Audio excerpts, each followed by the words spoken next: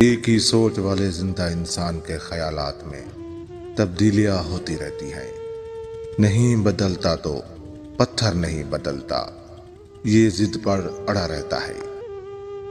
ضبط نفس افراد میں ہو تو خاندانوں کی تعمیر ہوتی ہے، قوموں میں ہو تو سلطنتیں قائم ہوتی ہیں۔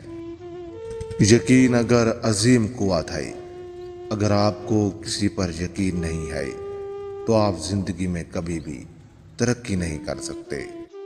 مصیبت ایک عطیہ خداوندی ہے تاکہ انسان پوری زندگی کا مشاہدہ کر لے۔ انصاف ایک پیش بہا خزانہ ہے، لیکن ہمیں لازم ہے کہ اسے رحم کی دست بر سے محفوظ رکھیں۔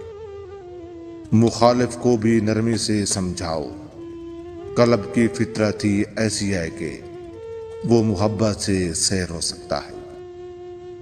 میرا عقیدہ ہے کہ انسانی جماعتوں کے اقتصادی امراض کا بہترین علاج قرآن نے تجویز کیا ہے۔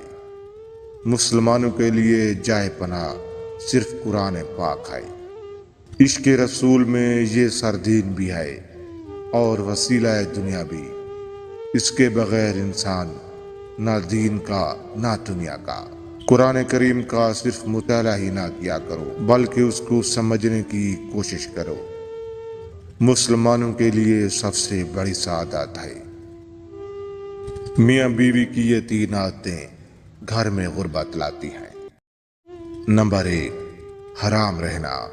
نمبر 2، صدقہ نہ دینا۔